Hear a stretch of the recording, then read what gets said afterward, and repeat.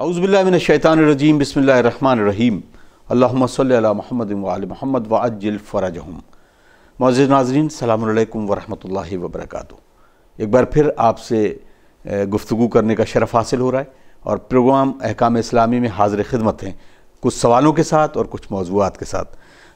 ہمارے ساتھ موجود ہیں حجت الاسلام والمسلمین علی جناب مولانا مصطفیٰ علی خان ادیب الہندی صاحب قبلہ۔ السلام علیکم۔ علیکم السلام۔ پہننے اڑنے کے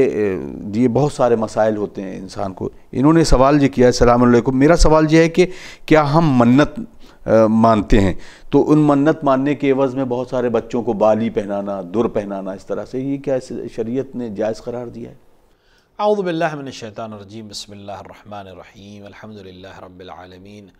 وصلی اللہ علی سیدنا محمد وعلیہ الطیبین الطاہرین۔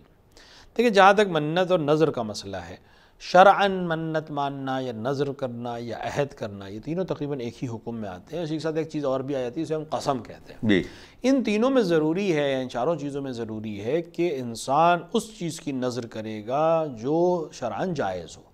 اور اس چیز کے لیے بھی نظر کرے گا جو شرعاً جائز ہو۔ مثلاً کوئی انسان قسم کھا لے کہ میں نماز نہیں پڑھوں گا علیاذ باللہ، تو یہ قسم باطل ہے، کیونکہ ایک ایسی چیز کی قسم کھا رہا ہے کہ جو خدا کی طرف سے پہلے سے واجب ہے۔ لہٰذا یا کسی ایسی چیز کو کھانے کی بات کرے جو شرعاً حرام ہو یا منع ہو، تو اس کو قسم کھانے سے وہ چیز جائز نہیں ہو جائے گی۔ لہٰذا اسی طرح نظر کا مسئلہ یا منت ہماری زبان میں زیادہ آسانی سے سمجھا جاتا ہے۔ کوئی انسان منت مان لے کہ اگر میرا یہ کام ہو جائے گا تو میں مثال کے طور پر کوئی حرام کام انجام دوں گا، یہ منت جائز ہی نہیں ہے، کیونکہ اس کے اندر ایک حرام، وہ چیز جو پہلے سے شریعت نے حرام ہے، اس کو یہ جواز نہیں آئے گا۔ تو شریعت ضروری ہے کہ جس چیز کی نظر کی جائے وہ جائز ہو، اور جس کام کے لیے نظر کی جائے وہ جائز ہو۔ اب انسان اس میں کیا چیزیں کرتا ہے، اگر وہ جائز ہے، مثلا کان میں بالی پہننا شرعاً اس میں کوئی قباحت نہیں ہے، بہت سے علاقوں میں پسند بھی کیا جاتا ہے۔ پرانے دور میں تو مرد باقاعدہ بالیاں پہنتے تھے، کوئی اتنا بڑا مسئلہ نہیں تھا۔ لہٰذا علاقے کے دستور کے لحاظ سے یا پہناوے کے لحاظ سے یا اس لحاظ سے خود اس عمل میں اپنے آپ میں کوئی حرج نہیں ہے۔ یعنی اگر کان میں کوئی مرد بالی پہن رہا ہے تو شرعاً اس کے اندر کوئی حرج نہیں ہے، مثال۔ لیکن اگر مثال کے طور پر وہ سونا پہننے کی نظر کر لے یا کان خواتین کی طرح زیور پہننے کی نظر کر لے تو وہ باطل ہو جائے گی۔ لیکن جہاں تک بالی اور اس طرح کے چھلے جو بچوں کو عام طور سے پہنائے جاتے ہیں، اس میں کوئی حرج نہیں ہے، کسی خاص نظر سے یا کسی خاص معصوم کی نیت سے پہنایا ہے، شرعاً اس میں کوئی قباحت نہیں۔ اگر اب کیونکہ بہت ایسی بھی چیزیں ہیں کہ جو ہم پہنتے ہیں لیکن اس کی تشبیہ جو ہے وہ غیر مذہب کی طرف چلی جاتی ہے کبھی کبھی، تو اس کی کوئی ممانعت کی گئی ہے؟ اگر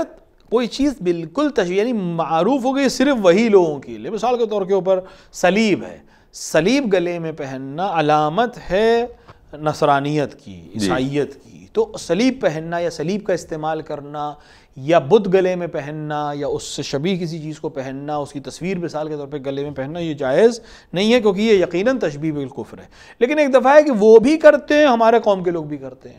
تو اس میں کوئی حرج نہیں ہے، کیونکہ بہت سے عمل ایسے ہیں جو دونوں قومیں کرتی ہیں۔ مثال کے طور پر روزہ ہم بھی رکھتے ہیں، بلا تشبیہ کی بات کر رہے ہیں، روزہ ہم بھی رکھتے ہیں، بہت سے دیگر قومیں بھی روزہ رکھتی ہیں، ٹھیک ہے تھوڑا سا فرق ہے، لیکن بھوکے تقریباً دونوں لوگ رہتے ہیں، تو شباہت میں کفر ہو کے ہم روزہ نہیں چھوڑ سکتے ہیں۔ لہٰذا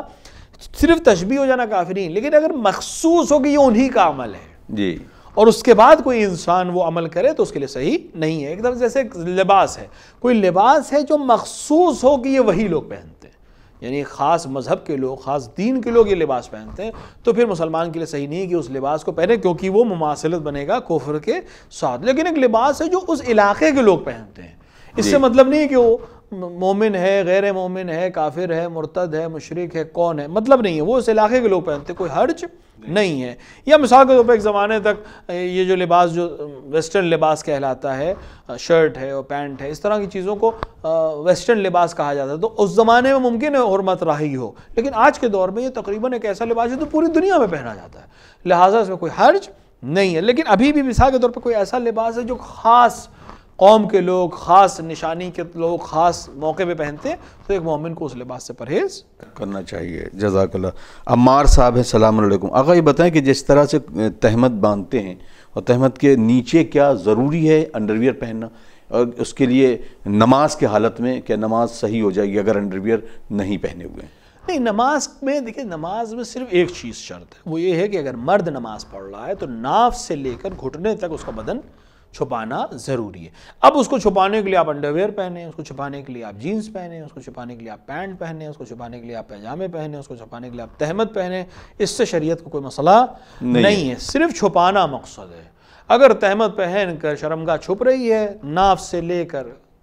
گھٹنے تک کا حصہ چھپا ہوا ہے، تو اس کی نماز صحیح ہے۔ انڈر ویئر پہننا یا اوپر سے کوئی چیز پہننا ضروری نہیں ہے، لیکن استحباب یہ ہے کہ انسان خوبصورت ترین لباس، پاک ترین لباس، پورے بدن کو جو ڈھکنے والا لباس ہے اس میں بھی انڈر ویئر پہننا کوئی ضروری نہیں ہے۔ جسم چھپا ہونا چاہیے، یہ مستحب ہے۔ واجب صرف ناف سے لے کر گھٹنے تک کو چھپانا ہے، باقی جسم کو چھپانا، اچھا لباس پہننا، عبا پہننا، سر پہ امامہ لگانا، امامہ اگر لگائے تو تحت الحنک پہننا، یہ استحباب میں ہے۔ اگر استحباب پہ عمل کرے تو اس کی نماز کا ثواب بڑھ جائے گا، لیکن اگر استحباب پہ عمل نہ کرے تب بھی اس کی نماز صحیح ہے۔ تحت الحنک سے آپ نے جو سوال کیا، یہ تو خیر ظاہر سی بات، امامہ جو ہے ایک عالم دین ہی پہنتا ہے، موسٹلی یہ ہے ہمارے یہاں۔ تو اس کے علاوہ جو عام اگر شخص تحت الحنک، تو وہ کیا اسی طریقے سے اپنا پورا باندھے گا پگڑی اور پھر وہ اگر کوئی انسان تحت الحنک، البتہ تحت الحنک جیسے کہ آپ نے اشارہ بھی کر دیا سوال میں، ایک دفعہ ہوتا ہے کہ کسی علاقے میں رائج ہے ہر ایک امامہ لگاتا ہے، مثال کے طور پہ ہمارے افغانستان میں تقریباً سبھی لوگ سر کے اوپر کچھ صافہ کہہ لیجیے باندھتے ہیں، یا سندھ کے بہت سے علاقوں میں لوگ صافہ یا اس طرح کی چیزیں باندھتے ہیں، پنجاب میں بھی بہت سے لوگ اس طرح کی چیزیں باندھتے ہیں۔ تو اگر وہ اپنے علاقے کی رسم و رواج کے لحاظ سے کوئی چیز باندھے ہیں سر کے اوپر، تب بھی بہتر یہ کہ اس کی تحت الحنک نکالیں۔ تحت الحنک نکالنے کا طریقہ جو بہتر طریقہ ہے وہ یہ کہ دونوں طرف سے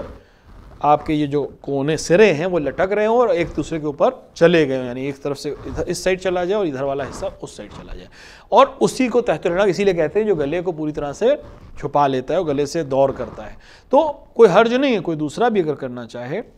کر سکتے ہیں، لیکن جس علاقے میں نہیں پہنتے ہیں لوگ اور آپ کا پہننا سبب بن سکتا ہے کہ لوگوں کی سوچیں کہ آپ عالم دین ہیں یا عالم دین کی تشابہ کرنے کی کوشش کر رہے ہیں، تو وہاں پھر احتیاط کرنی چاہیے۔ جزاک اللہ۔ آقا بس اسی طرح سے، کیونکہ یہ پہناوے کے اوپر ہی پوری گفتگو ہے ہماری،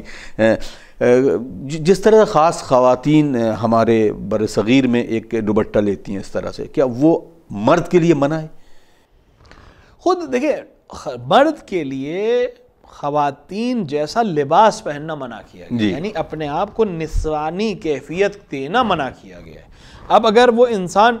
چاہے دوپٹہ پہن کے کرے یہ عمل، یا عورتوں کا مخصوص لباس پہن کے کرے، یا اس طرح کے پہناوے کو پہن کے کرے، یہ تمام چیزیں اگر تشابہ نسوانیت سے کر رہا ہے تو ان چیزوں کو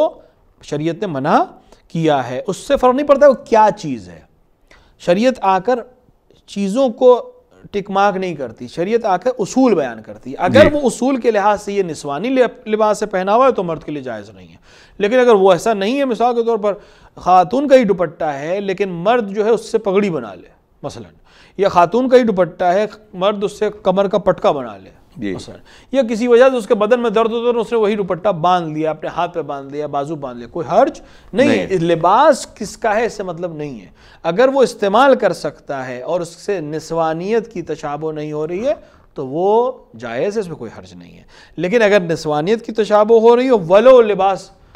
اپنا ہی کیوں نہ ہو، میں نے خود خریدا اس مرد نے، لیکن وہ لباس نسوانیت کی تشابہ ہو تو پھر وہ جائز نہیں ہے۔ اب اسی طریقے سے جو ایک خاص قوم ہے جس کو ہم خنثی بھی کہتے ہیں، خواجہ سرا بھی کہتے ہیں، تو یہ ایک بیماری بھی ہے اور کچھ لوگ اپنے آپ بھی ہو، تو اس میں خصوصاً ایک سوال جو انہوں نے کیا وہ یہ ہے کہ کیا اس کے مرنے کے بعد ان کی نماز جنازہ اور تشییع جنازہ اسی طرح سے کرنا چاہیے جیسے ایک مسلمان کی جاتی ہے؟ اگر مسلمان ہے، یعنی مسلمان گھر میں پیدا ہوا ہے یا اس نے کلمہ شہادتین کو جاری کیا ہے اور آپ کو علم ہے کہ وہ مسلمان ہے، تو وہ بالکل اسی حکم میں جیسے ایک مسلمان کا حکم ہوتا ہے، تمام شرائط میں بالکل اسی طرح۔ صرف مسئلہ تب آتا ہے کہ جب یہ ڈسٹنگوش نہ ہو پائے کہ خنثی ہونے میں کس مثال کے طور صنف کی طرف اس کا مائل تھا، تو وہاں پر احتیاط کے ذریعے سے بہت سے طریقے ہیں جس کے ذریعے سے اس کو صنف کو ڈسٹنگوش کیا جائے، کیونکہ غسل دینے میں، کفن دینے میں تو کوئی اتنا بڑا مسئلہ نہیں ہے، وراثت کے مسائل آتے ہیں اور کچھ مسائل جو ہیں وہ مثال کے طور پر نماز میت میں، کیونکہ نماز میت میں صیغے ممکن ہے مذکر مؤنث کے الگ ہو لیکن دعا تقریباً ایک ہی ہوتی ہے، غسل بھی سب کو وہی ہے، کفن بھی تقریباً مقدار سب کے لیے اتنی ہی ہے، لیکن صرف ارث کے مسائل میں کچھ مسئلہ ہوتا ہے، اور دوسرا مسئلہ آتا ہے کہ غسل دیتے وقت کون غسل دے گا، لہٰذا اگر وہ ڈسٹنگوش ہو سکتا ہو، جو بہت سے طریقے ہیں، تفسیر اس کی رسالہ توضیح المسائل میں مل جائے گی، تو اس کے ذریعے سے یہ ڈسٹنگوش کر کے انسان اس کے اوپر عمل کرے گا. لیکن باقی تمام مسائل میں اگر وہ مسلمان ہے تو اس کا غسل دینا، اس کو کفن پہنانا، اس کو دفن کرنا، اس پہ نماز بیعت پڑھنا سب پر واجب ہے، واجب کفائی ہے. اگر 4 لوگ کسی نے کھڑے ہو کے یہ کام کر دیا تو سب پر ساقط ہے، اگر انجام نہیں دیا تو جن کو یہ خبر تھی وہ سب گناہگار ہوں گے. جزاک اللہ. ایک بھائی کا سوال ہے، السلام علیکم، آگا کیا ٹائی پہن کر نماز ادا کی جا سکتی ہے؟ دیکھیں، خود جہاں تک ٹائی پہننے کا مسئلہ ہے، شاید اس سے پہلے بھی ایک سوال ہوا تھا، اگر وہ علامت صلیب یا اس طرح سے ان علاقے کے اوپر ہے، کچھ علاقوں میں وہ علامت صلیب ابھی بھی سمجھی جاتی ہے، تو وہاں اس کا احتیاط کرنی چاہیے، اس کو ترک کر دینا چاہیے. لیکن جن علاقوں میں نہیں ہے اور مثال کے طور کے اوپر وہاں لوگ جو ہیں اس کو عام لباس کی طرح دیکھتے ہیں، وہاں پہن کے بھی نماز پڑھی جا سکتی، کوئی حرج نہیں ہے. اگر کچھ اور سوال ہیں وہ بھی لے لیتے ہیں. دلشاد علی جعفری صاحب، کیا خمس کا پیسہ مسجد اور امام باڑے میں دے سکتے ہیں؟ دیکھیے، مسجد اور امام باڑے میں کوشش انسان کو یہ کرنی چاہیے کہ اپنے پیسے سے خرچ کرے تاکہ اس کو ثواب ملے، کیونکہ اگر اس نے خمس دیا تو اس کا اپنا پیسہ نہیں، وہ تو امام کا پیسہ ہے اور اس کو کوئی خاص اس میں ثواب نہیں ملے گا. بہت سے لوگ سوچتے ہیں کہ اگر ہم نے خمس کا پیسہ مسجد میں کسی نیک کام میں لگا دیا تو ہم کو ثواب ملے گا. اس کو کوئی ثواب نہیں ملے گا، کیونکہ صرف خمس نکالنے کا ثواب ملے گا. لیکن خمس کو خرچ اگر وہ چاہ رہا ہے کہ یہ بھی اس کو ملے تو ملے، کیونکہ یہ تو امام کا مال ہے، آپ کے پاس سے جا رہا ہے لیکن ہے امام کا مال، تو امام کے مال سے اگر کوئی نیک عمل انجام دیا تو اس کی جزا آپ کو ملنے کی کوئی سوال ہی نہیں ہے، وہ تو امام کے پیسے سے خرچ ہو رہا ہے. لیکن جہاں تک استعمال کر سکتے ہیں یا نہیں کر سکتے ہیں، اس کے لیے ضروری کہ اس مسجد کے پاس یا اس امام بارگاہ کے پاس اگر اجازت موجود ہے، یعنی مرجع یا اس کے وکیل سے اجازت موجود ہے وہاں خرچ کرنے کی، وہاں دینے کی، تو دے سکتے ہیں. اگر اجازت نہیں ہے تو بغیر مرجع کی اجازت کے اگر کوئی استعمال کرے تو اس کا خمس بری الذمہ نہیں ہوگا، اس کو ادا کرنا ضروری ہوگا. جزاک اللہ. خمس کے اوپر ایک اور سوال ہے، انہوں نے کہا کہ میں سادات ہوں، اپنا خمس نکالتا ہوں، تو کیا یہ ضروری ہے کہ جو سہم سادات ہے وہ میں اپنے سگے بھائی کو جو کہ واقعی نادار ہے اس کو دے سکتے ہیں؟ دیکھیے، سہم امام کا مسئلہ جہاں تک ہے، سہم امام جو ہے وہ ضروری ہے کہ مرجع یا اس کے وکیل تک پہنچایا جائے. سہم سادات میں بھی مرجع علی قدر کا نظریہ یہی اور باقی مراجع کا بھی نظریہ یہی ہے کہ انسان خود سے سید کو نہ دے بلکہ اجازت سے دے، یا مرجع سے اجازت لے لے یا اس کے وکیل سے اجازت لے کر وہ پیسے دے. اگر ان کو لگتا ہے کہ ان کے بھائی واقعا مستحق ہیں اور ان کو خمس دیا، سگے کو دینے میں کوئی حرج نہیں ہے خمس، لیکن مرجع یا اس کے وکیل سے اجازت کے ساتھ یہ کام انجام دے تاکہ بری الذمہ ہو جائے. جزاک. السلام علیکم جناب، میرا سوال یہ ہے کہ اگر لڑکا لڑکی اگر راضی ہو تو بھاگ کے شادی کر سکتے ہیں، اور اس کے لیے کیا خلاف شرع ہے، اور اس کا جواب میں دے دیجیے. دیکھیے، بھاگ کے شادی کرنا کوئی اچھا آپشن نہیں ہے، اخلاقاً اچھی چیز نہیں ہے، اور کوئی ایسا حرام کام نہیں ہے کہ انسان اس کے لیے دنیا بھر سے بھاگے. اور انسان کو حرام نہ ہوتے ہوئے جائز کام کے لیے دنیا کے سامنے سے خصوصاً ایسی چیز جو سنت رسول ہو اس کے اوپر عمل کرتے وقت انسان کو کسی سے بھاگنے کی ضرورت نہیں ہے. لیکن جہاں تک شادی کا مسئلہ ہے، امامیہ کے نزدیک، مرجع علی قدر کے نزدیک احتیاط واجب یہ ہے کہ انسان اگر لڑکی کنواری ہے تو اس کے باپ کی رضایت کے بغیر عقد صحیح نہیں ہے. تو اگر انسان اس عمل کو انجام دینا چاہتا ہے اور اس خاتون سے عقد کرنا چاہتا ہے تو ضروری ہے کہ اس کے باپ کی رضایت حاصل کرے. اور اگر اس مسئلے میں یا پھر اس کے پاس اختیار ہے کہ اس مسئلے میں کسی ایسے مجتہد کی طرف رجوع کرے کہ جو باپ کی رضایت کو شرط نہ مانتا ہو. لیکن ہم پھر تاکید کریں گے کہ یہ عمل مومن کی شان کے خلاف ہو، مگر یہ کہ کوئی اور مسئلہ ہو جس کی وجہ سے وہاں سے دور جانا ضروری ہو. تو خود جانے میں کوئی حرج نہیں ہے، لیکن اخلاقاً یہ عمل صحیح نہیں ہے، اور اگر لڑکی کنواری ہے تو باپ کی اجازت عقد کے صحیح ہونے کے لیے ضروری ہے. اگر اب یہ بہت سارے سوال اسی طرح کے ہیں کہ رضایت اور ولایت جو ہے باپ کی، کیا وہ اگر بالکل نہیں اجازت دیتا ہے تو یہ عقد صحیح رہے گا یا یہ حرام کی طرف چلا جائے گا؟ میں نے عرض کیا کہ چونکہ بنا پر احتیاط واجب ہے تو یا انسان احتیاط پر عمل کرے، باپ سے اجازت لے، یا رجوع کر لے کسی مرجع کی طرف، یعنی ایک ایسا مرجع جو قائل نہ ہو باپ کی رضایت کا کنواری لڑکی کی شادی کے لیے. یہ نیت کرے کہ میں اس مسئلے میں فلاں مرجع کی تقلید کرتا ہوں یا رجوع کرتا ہوں اور ان کے مسئلے پر عمل کرتے ہوئے یہاں پر میں عقد کر رہا ہوں. چونکہ عقد ہے تو عقد باطل نہیں ہوگا, لیکن عقد کے صحیح ہونے کے لیے یا احتیاط پر عمل کرتے ہوئے آپ کی اجازت لے اور کسی وجہ سے بھی اجازت نہیں مل رہی تو اس مسئلے میں ایک ایسے مرجع کی طرف رجوع کرے جو باپ کی رضایت کو شرط نہ مانتا ہو, تاکہ عقد صحیح ہو اور اس میں شادی میں کوئی حرج نہ ہو. جزاک اللہ. السلام علیکم. آپ کا پروگرام بہت اچھا لگتا ہے اور ہم اللہ سے دعا کرتے ہیں کہ اس طرح سے پروگرام آپ پیش کرتے رہیے اور اللہ آپ کو جزائے خیر دے. بہت بہت شکریہ آپ کا. منت پوری نہ ہو تو اس کا کیا حکم ہے؟ سوال نمبر دوسرا, میرے 15 دن کے بیٹے کا انتقال ہو گیا ہے, کیا اس کے لیے مجھے سارے چیزیں کرنا ہے, یعنی اس کا پنجوم اور تیجا 40واں, اس کے بارے میں بتا دیجیے. دیکھیے, پہلی بات کا مسئلہ یہ ہے کہ انہوں نے سوال یہ کیا کہ اگر منت پوری نہ ہو. منت پوری نہ ہو کا مطلب یہ کہ اگر جو چیز وعدہ کیا تھا وہ محقق ہی نہ ہو, کہ مثال کے طور پہ اگر مجھے یہ چیز مل جائے گی تو میں یہ کام انجام دوں گا. جی, وعدہ کیا ہو خداوند عالم سے اور شرعاً قصد کیا ہو, مطلب شرعی نظر کی ہو تو اس کو پورا کرنا ضروری ہے. اگر نہ کرے تو استغفار کرے یا پھر نظر کے احکام پر عمل کرے گا جو تفصیل سے ہے. کہ مثال کے طور پر کفارہ دے گا یا نظر کو توڑا ہے تو اس کی بدلے میں کچھ ادا کرے گا اور بہرحال اس کو کفارے جو ہے وہ دینا پڑیں گے. لیکن سب سے بہتر ہے کہ اپنی نظر کو اور عہد کو پورا کرے. جی, اور جہاں تک مسئلہ یہ ہے کہ انسان اگر منت مثال کے طور پر وہ مسئلہ ہوا ہی نہیں, یعنی وہ چیز جس کو اوپر نظر کی تھی, مثال کے طور پر کوئی انسان نظر کرے کہ اگر مجھے لڑکا عطا کیا خداوند عالم نے تو میں 100 رکعت نماز پڑھوں گا, یا مثلا 100 لوگوں کو کھانا کھلاؤں گا. خداوند عالم نے اس کو بیٹی دی, ٹھیک ہے, اولاد ملی, لیکن اس نے نظر کی تھی کہ مجھے بیٹا ملے, تو اس کے اوپر نظر کو وفا کرنا ضروری نہیں ہے. یا برعکس انسان نظر کرے کہ مجھے اگر بیٹی ملی تو میں یہ فدیہ کروں گا, بیٹا ہو جائے اس کے ہاں, تب بھی اس کے اوپر کوئی چیز فرض نہیں ہے. یا خدا نہ کرتا بیٹا سخت ہو گیا یا اولاد جو بھی تھی شکم میں وہ سخت ہو گئی, تو یہ نظر محقق ہونا ضروری نہیں, کیونکہ شرط نظر اپنے آپ ختم ہو گئی. یا مثال کے طور پہ کوئی بچہ یہ نظر کرے, بچے سے مراد بالغ کو یہ نظر کرے کہ اگر میں فلاں انٹرویو میں کامیاب ہو گیا یا فلاں کمپنی میں مجھے جاب مل گئی تو میں یہ کام انجام دوں گا. تو اگر نہیں ملی وہ جاب یا یہ کام نہیں ہوا تو اس کے اوپر کوئی نظر یا عہد نہیں ہے. تو شرائط نظر تبھی محقق ہوتے ہیں جب وہ چیز ہو جائے. اگر نہیں ہوئی تو کوئی چیز آپ کے ذمہ نہیں ہے. اگر ہو گئی لیکن آپ کے شرائط پہ نہیں ہوئی تو آپ اختیار رکھتے ہیں کہ چاہے اس کو ادا کریں چاہے ادا نہ کریں. لیکن اگر ہو گئی, آپ کے شرائط کے ساتھ ہو گئی, تو اس کو ادا کرنا ضروری ہے. جزاک. اور ان کا جو دوسرا سوال تھا کہ 15 دن کے بچے, کسی کے لیے بھی جو چیز واجب ہے ایک مرنے والے کے لیے, وہ صرف اس کا غسل, اس کا کفن, اس کی نماز اور اس کا دفن ہے. اس کے علاوہ کوئی چیز واجب نہیں ہے. رہی بات 15 دن کے بچے کے لیے تو نماز تک کا بھی حکم نہیں ہے, صرف اس کو کفنا کے اس کو دفن کر دیا جائے گا, کیونکہ 6 مہینے سے پہلے نماز نہیں ہے. بعض کے نزدیک 6 سال سے پہلے نماز نہیں ہے. لیکن جہاں تک مجالس کا مسئلہ ہے کہ مجلس جو ہے یا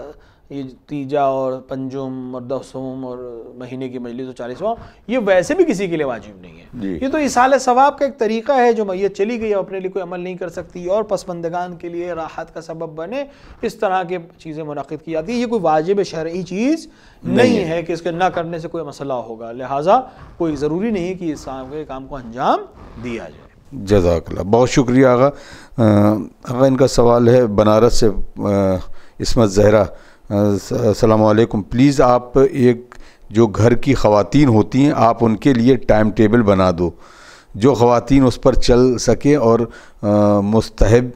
کام کر سکیں, انجام دے سکتے. تو اس طریقے کا کیا ممکن ہے ٹائم ٹیبل بنا کر اس پر عمل کرنا؟ دیکھیں, ٹائم ٹیبل ہم یا آپ نہیں بنا سکتے, ہر انسان کا ٹائم ٹیبل وہ خود بنا سکتا ہے. کیونکہ ٹائم ٹیبل دیکھیے اسکول میں یا کالج میں یا یونیورسٹی میں اسٹوڈنٹس کے لیے یا مثال کے طور پر کسی جاب پروفائل میں بنانا تو آسان ہے, جہاں آپ کی ٹائمنگ طے ہے, سب لوگوں کے کام اور ڈیوٹیز طے ہیں. لیکن کس کا گھر کے اندر خصوصاً گھر کی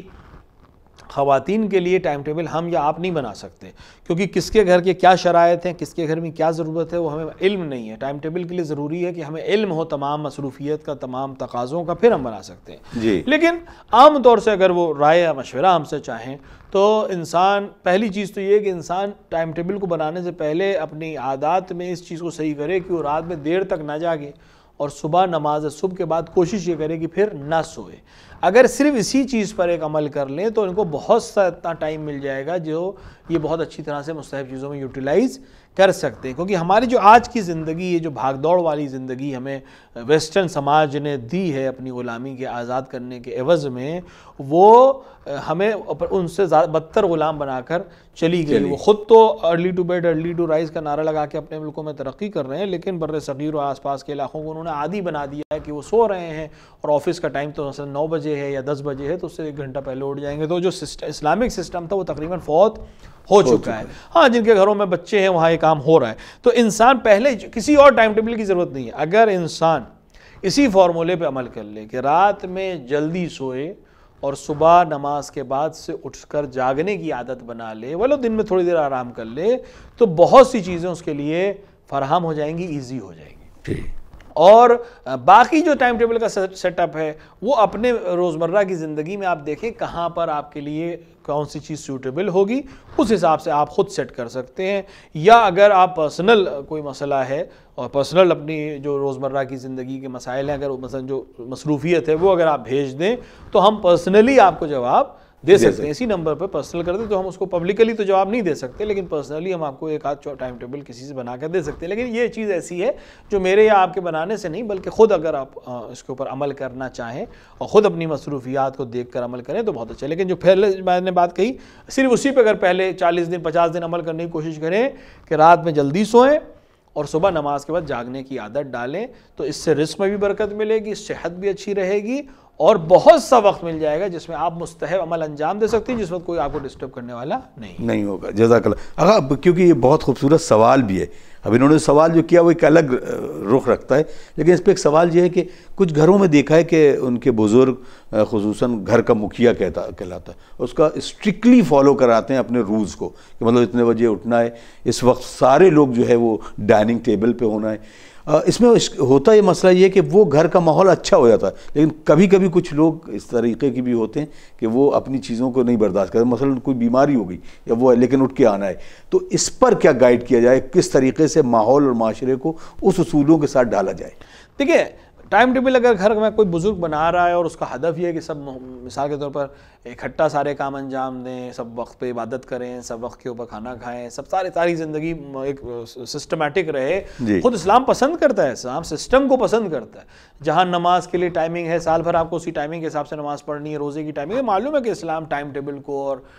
پنچوالٹی کو پسند کرتا ہے۔ تو اگر گھر کا بزرگ یہ کر رہا ہے تو بہت ہی اچھی چیز ہے اور اس کو جہاں تک ممکن ہے فالو بھی کرنا چاہیے۔ لیکن اسٹرکٹنس کا جہاں تک مسئلہ ہے، قرآن کا ایک سیدھا فیصلہ ہے، لا اکراہ فی الدین، ہمیں سختی نہیں کرنی ہے۔ سختی محبت کے ذریعے ہو تو ٹھیک ہے، مثال کے طور پر ایک انسان مریض ہو گیا، مثال کے طور پر نہیں آ سکتا اٹھ کے، تو آپ کو ایسا سخت رول بنانے کی ضرورت نہیں، کیونکہ اللہ باللہ جہاں خدا نے رعایت دی ہے وہاں بندے کو تو رعایت اس سے زیادہ دینے کی ضرورت ہے۔ تو رولز بنانا اچھی چیز ہے، رول کو فالو کرانا اسٹرکٹنس کے ساتھ بہت اچھی چیز ہے، لیکن ہاں اس کے اندر تھوڑے سے ایکسکلوز رہنے چاہیے، تاکہ اگر کوئی انسان کسی مریضی میں ہے، خدا نہ کردہ مریض ہے، یا مثال کے طور پر سفر پر چلا گیا ہے، یا کسی وجہ سے ایک دن وہ آف ہے، تو کوئی اتنا بڑا مسئلہ نہ ہو، اس کو کسی اور طریقے سے سیٹل کرا جائے، تاکہ یہ اس کی جو خاندان کی محبت ہے، آپس کی بھائی چارہ، وہ بھی قائم رہے اور قانون بھی فالو ہوتا رہے اور اس کی کوئی اندر بریک نہ آئے۔ جزاک اللہ۔ آغا ایک سوال بہت جلدی سے لیتے ہیں، انہوں نے سوال کیا، السلام علیکم، کیا قنوت میں اگر کوئی ایسی دعا ہے جو رب سے مانگ سکتے ہیں تو نماز کے دوران اس قنوت میں مانگ سکتے ہیں اپنی زبان میں؟ جہاں تک اپنی قنوت اپنے آپ میں مستحب ہے، اور احتیاط واجب یہ ہے کہ قنوت عربی میں پڑھا جائے، یعنی عربی زبان میں پڑھا جائے، لہٰذا بہتر یہ ہے کہ انسان اپنی زبان کے بجائے وہی عربی میں ہی دعا پڑھے، اور جو رائج دعائیں ہیں وہ پڑھے، بہتر ہے، ورنہ صلوات پڑھ کے بھی قنوت اس کا صحیح ہے۔ ہاں، یہ دعائیں جو ہے نماز کے بعد، سلام کہنے کے بعد، یہ دعائیں خداوند عالم پسند کرتا ہے کہ جب بندہ نماز تمام کر لے تو اس سے طلب کرے، اس سے دعا مانگے، اس وقت اپنی زبان میں دعا مانگنے میں کوئی حرج نہیں ہے، لیکن قنوت عربی میں ہی پڑھیں بہتر ہے۔ بہت شکریہ آغا، وقت تمام ہو چلا۔ ناظرین، ہم آپ سے اجازت چاہیں گے، انشاءاللہ اگلے ایپیسوڈ میں پھر ملاقات ہوگی کچھ سوالوں کے ساتھ، کچھ موضوعات کے ساتھ۔ تب تک کے لیے اپنے میزبان اطہر کاظمی کو اجازت دیجیے، اور جاتے جاتے پھر آپ سے ایک گزارش کہ جو نمبر ہے اس نمبر پر اپنے سوالات ہم تک پہنچائیں۔ انشاءاللہ پھر ہوتی ملاقات۔ والسلام علیکم ورحمۃ اللہ وبرکاتہ۔ اللہم عجل ولیک الفرج۔